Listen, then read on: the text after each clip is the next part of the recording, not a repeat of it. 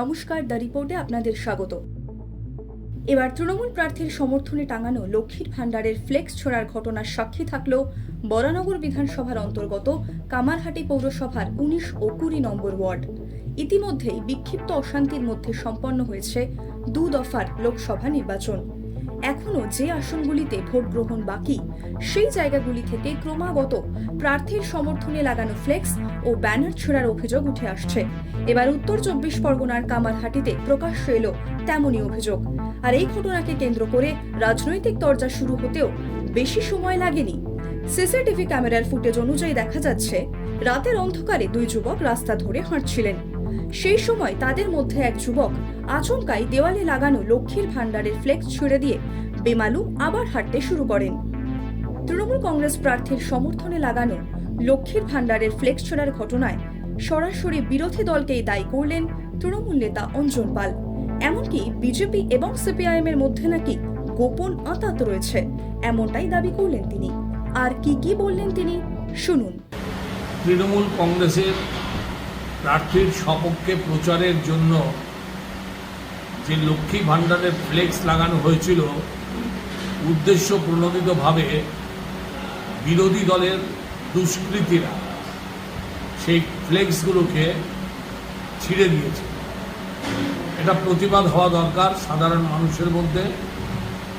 তার কারণ আমরা জানি ভারতীয় জনতা পার্টি এবং মার্ক্সবাদী কমিউনিস্ট পার্টির একটা গোপন আঘাত আছে। সেই আঘাতের পরিপ্রেক্ষিতেই তারা এই সমস্ত দুষ্কর্মগুলো ধারাবাহিকভাবে করে চলেছে। আমরা এই নিয়ে কোনো উত্তেজনাকে প্রভাবিত করতে চাই না, কিন্তু একটা চরম বিশৃঙ্খলা তৈরি করলে যদি অনবরত আমাদের ফ্লেক্স, ব্যানার, হোর্ডিং ছিঁড়তে থাকে, তবে নিশ্চয়ই আমরা সাধারণ মানুষ বা নির্বাচক মণ্ডলীর কাছে বিচার চাইব। আমরা জানি আগামী 1 জুন নির্বাচক মণ্ডলী প্রস্তুত হয়ে আছেন। তারা নিশ্চয়ই এর প্রতিবাদ ইভিএম মেশিনে আমাদের সপক্ষে ভোট দিয়ে তার প্রতিবাদ প্রতিধ্বনিত করবে। ফ্লেক্স ছড়ার ঘটনাকে ঘিরে আসরে নেমেছে পদ্ম শিবিরও। বিজেপির জেলা কমিটির সদস্য কিশোর কর অবশ্য জানালেন, ওই 2 যুবক বিজেপি আশ্রিত কিনা তা প্রমাণ সাপেক্ষ। পাশাপাশি তৃণমূলের করা অভিযোগের পাল্টা অভিযোগ করলেন তিনি।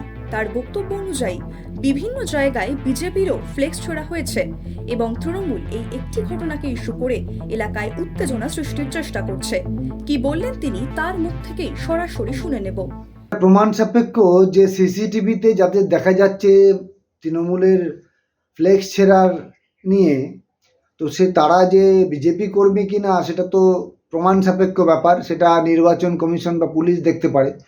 তো একটা ফ্লেক্স ছেড়াকে কেন্দ্র করে যদি মনে হয় যে এলাকায় উত্তেজনা তৈরি করছে বিজেপির দুষ্কৃতীরা, তো এরকম তো বিজেপির যে ক্যান্ডিডেট, আমাদের লোকসভার ক্যান্ডিডেট শিলভদ্র দত্তর সমস্ত বিধানসভায় বিভিন্ন জায়গায় আমরা দেখেছি যে ফ্লেক্স ছেঁড়া।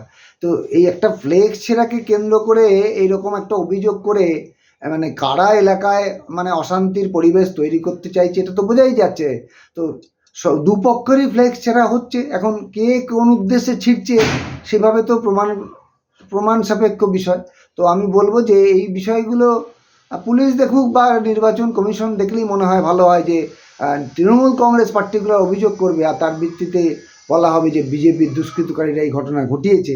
তো সেটা তো উল্টো পক্ষ থেকে আমরাও এই কথাটা বলতে পারি।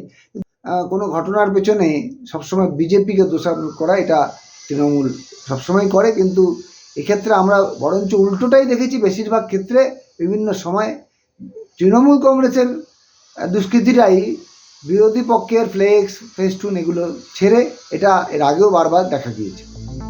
সব মিলিয়ে তাই বলাই যায়, ভোটের মুখে বিভিন্ন রাজনৈতিক দলগুলির এই অভিযোগ পাল্টা অভিযোগ এবং উত্তপ্ত বাক্য বিনিময়ের ঠেলায় পরিবেশের সাথে ক্রমশই উত্তপ্ত হচ্ছে রাজ্য রাজনীতিও।